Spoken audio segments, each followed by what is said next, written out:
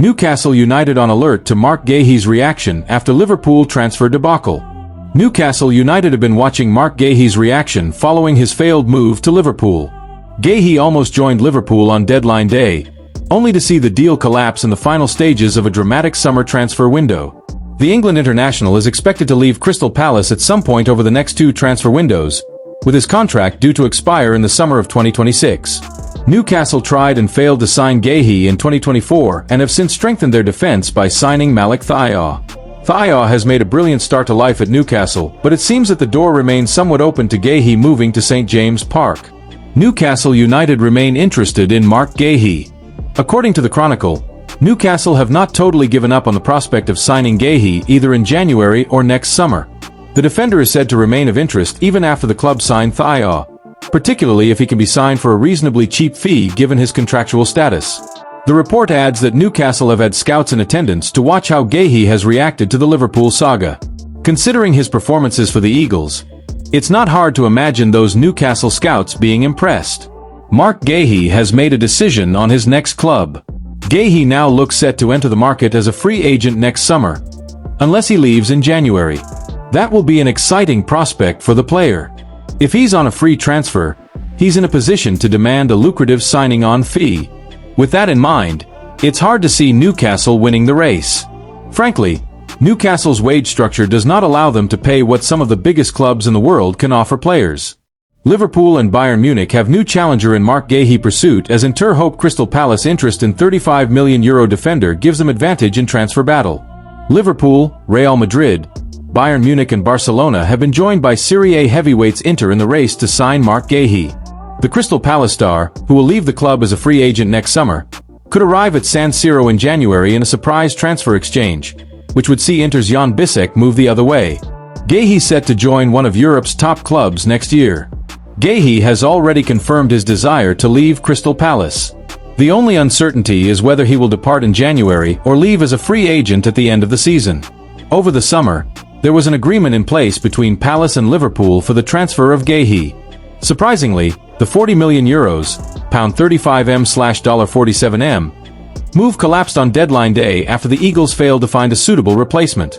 The Reds, though, haven't given up on their pursuit of the rock-solid English defender. But they aren't the only side to have shown an interest in acquiring Guehi's signature. Indeed, La Liga heavyweights Barcelona and Real Madrid, as well as reigning Bundesliga champions Bayern Munich, are keen on signing the Palace captain. Inter enter the fray for Guehi. According to a report from Tuttosport, the European giants have been joined by Inter in the race to land the coveted signature of Guehi. The Nerazzurri are planning to propose a January transfer exchange involving Jan Bissek. The Cologne-born defender was reportedly already approached by Palace in the summer, tabling a €35 million, £30M/$41M, offer for the 24-year-old services. Both the club and the player rejected the proposal, with Bissek opting to continue at Inter after making 46 appearances last season. Bissek, the trump card Inter could use to sign Guehi. The loan arrival of Manuel Akanji from Manchester City has changed the situation to a great extent. With Bissek now further down the pecking order under Christian Chivu, Palace could reignite their pursuit of the German international in January. Inter would not reject such an offer this time around. Instead, they are planning to use Bissek in a straightforward swap deal in a bid to lure Guehi. The move makes sense financially and sportingly for all parties. As Palace fear losing Guehi for free, Bissek fears losing out on game time and thus a chance of a spot in Germany's squad for next year's World Cup, and Inter fear having a lack of adequate depth in defense. Guehi not the only name on Inter's mind. Inter continue to monitor defensive prospects, with Ecuadorian prospect Joel Ordóñez of Club Brugge among the names linked. Also on Inter's radar are Wolfsburg's Konstantinos Kouliarakis and Serie A-based targets, Udinese Zomer Solit, Lazio's Mario Hila, who is also being eyed by rivals AC Milan, and Sassuolo's Tarek Muharrimovic. Florian Wirtz is no Luis Suarez, but I don't think Liverpool regrets selling Luis Diaz. Liverpool sold Luis Diaz to Bayern Munich for £65 million in July during a big summer of change that saw £116 million Florian Wirtz arrive from Bayer Leverkusen. Emil Heskey has claimed Liverpool will have no regrets over selling Luis Diaz, but admits patience is needed before Florian Wirtz fully settles on Merseyside. Former Red striker Heskey, who was a key part of the squad that lifted the UEFA Cup, League Cup and FA Cup in 2001, says the decision to offload Diaz to Bayern Munich in July for £65 million made sense from a business perspective. Heskey thinks the call to move Colombia international Diaz on in the summer has afforded Cody Gakpo an opportunity that he has yet to grasp in the Liverpool team this season after 3 successive defeats against Crystal Palace, Galatasaray and Chelsea. "I think Gakpo needs to come into his own," Heskey told Pundit Arena. "I think he's got to show a little bit more, especially on that left wing. He needs to show a little bit more for me. I was hoping he could be the one that would be stepping into that void that Luis Diaz has left." I don't think they regret selling Diaz though. Business is business. No matter how much a team spends on a player, they're still going to need a little period of bedding in, and it might be longer for some than others. When you look at Luis Suarez, he hit the ground running. But not every player's like that. Wirtz is needing that bedding in period, especially with the price tag, because that will be in his head as well. I don't think Wirtz's start would have dented his confidence. Sometimes you've got to take someone out of the firing line. You've got to remember this, and we talk about it all the time with this being the toughest league in the world and being the most relentless as well. So some players need to be taken out the firing line and taken out the firing line for their own good, because if you ask the player, they'll say, "No, keep me playing."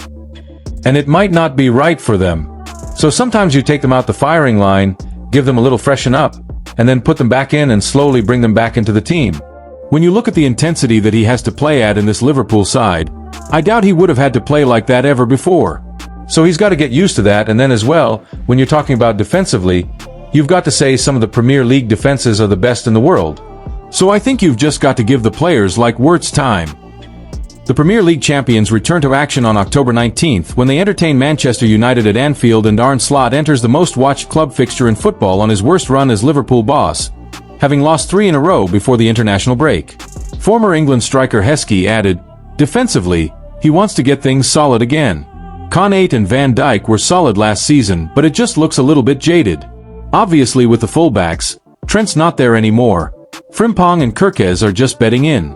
So Slot is trying to find that match that Robertson, Van Dijk, Konate and Trent had. They were solid, and he's got to try and find that again. It might not look exactly the same, but it's got to have some sort of solidity to it. If you're talking about out-and-out strikers, I'd rather have Isak starting than Ekatike because I've seen him do it before. Don't get me wrong, I think Ekatike has done fantastic and he's got so much to give.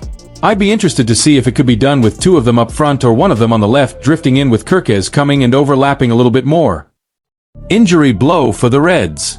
Liverpool's best player to be assessed after suffering concerning discomfort on international duty. Liverpool face an anxious wait over Ryan Gravenberch's fitness after the midfielder was substituted at halftime during the Netherlands World Cup qualifier against Finland on Sunday. The Dutchman has emerged as one of the Reds' most important players under Arne Slot, and the injury comes at an inopportune time. The Premier League champions have lost all of their last 3 fixtures. Gravenberch's injury scare. Per The Athletic, Gravenberch is set to be assessed after appearing to sustain an injury during the Netherlands World Cup qualifying win over Finland at the weekend. Ronald Koeman revealed at full-time that the substitution was precautionary in nature, although he did explain that the Red Star was suffering from hamstring discomfort. He has only missed 8 games throughout his time with the Reds, but could now be facing up to the reality of a layoff. Liverpool play Manchester United next and could do without arguably their best player, who previously struggled in Jurgen Klopp's final season. Being in the treatment room, he has been linked with Real Madrid, but his performances this season surely merit a new contract. Koeman said at full-time, Ryan indicated he was experiencing some minor hamstring discomfort. "We obviously didn't take any risks with that." Gravenberch enjoying life under Slot. Manager Slot has transformed Gravenberch into one of the finest players in the Premier League, and he has revealed his delight at working under his countrymen at Anfield. He said, "I just feel good in my skin, to be honest. But does that have a reason? Yeah, things are going well at the club.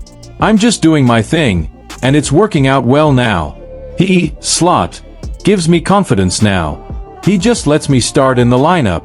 It's going pretty well. As a player, you obviously want to get minutes. For me, that confidence is part of it. With that confidence, I feel more comfortable, and with the minutes, it keeps getting better." Gravenberch added, "He's a good coach. He knows what he wants. He has a clear plan. Yeah, so far, we're executing it really well. Clarity from the start is always nice for me." Pundit Jolien Lescott, meanwhile, has claimed he is one of the best midfielders in the world, adding, "There's an argument for it. His contributions, his goals and assists. He's been in a title-winning team. He's been the best No.6 in the league. He was arguably their best player last year. He should definitely be considered. If you're one of the best in any position in the Premier League, then you're going to be considered the best in the world." Gravenberch allays fears. The midfielder himself appears to have backed Koeman's version of events, insisting that he was only withdrawn as a precautionary measure. He added, "It had a bit to do with fitness. The season is long, so it was precautionary. I feel good about myself and I have the confidence of the trainer." Thus far this season, the 23-year-old has made 8 appearances in all competitions, scoring 2 goals and providing 2 assists. He has been unable to limit their recent woes though, with the Reds losing to Crystal Palace, Galatasaray, and Chelsea on the bounce. Slot side remain at the right end of the league table. They are second, just 1 point behind leaders Arsenal, ahead of the resumption of domestic duties. What comes next for Liverpool? Liverpool face United next weekend and will hope to have Gravenberch available. The Reds can ill afford a defeat against United, who sit 10th in the Premier League table. Once a classic rivalry, it has become altogether one-sided in recent years, and United have won just 2 of the last 10 meetings between the two clubs. Last season, at Anfield, the two drew 2-2, but Liverpool won 3-0 at Old Trafford. United have, at least, clawed back some credibility. Since a thumping 7-0 defeat at Anfield in 2023, the Red Devils have lost only once there, drawing 3 and winning 1. Alexis Mac Allister decision made as Liverpool gets injury update before Manchester United. Alexis Mac Allister has been a revelation for Liverpool, but he has struggled for form and fitness in recent months, and news that he is set to start for Argentina will concern some Reds fans. Alexis Mac Allister will feature for Argentina. Alexis Mac Allister is expected to start for Argentina in its friendly against Puerto Rico this week, despite concerns over his form and fitness over the last few months. Mac Allister missed the final few games of last season due to an injury, and also did not figure in either of Liverpool's first 2 preseason games. He is yet to complete 90 minutes for the Reds this term, and only came on as a substitute in Argentina's game against Venezuela last week. The game against Puerto Rico kicks off at 1 a.m. British Summer Time on Wednesday, 8 p.m. Eastern Time, 5 p.m. Pacific Time on Tuesday, and Mac Allister's involvement in the game might concern Arne Slot and some supporters, considering the long flight time and short turnaround between the Argentina game and Liverpool's clash with Manchester United on Sunday. Slot already saw Ryan Gravenberch exit the Netherlands' win over Finland at halftime due to a slight fitness concern on Sunday, while Wataru Endo also has a hamstring issue. Were Mac Allister to suffer any kind of setback against Puerto Rico, Slot may start to feel concerned about his midfield options going into the United game. Meanwhile, Mac Allister snubbed England as he named his favorites to win next summer's World Cup, naming Argentina, Brazil, Spain and France as the teams to beat in North America. Mac Allister won the tournament in 2022 as Argentina overcame France via penalty shootout after a pulsating final. Argentina has actually won the last 3 major tournaments it has competed in, with the team having also won the Copa America in both 2021 and 2024. Mac Allister won the World Cup in 2022.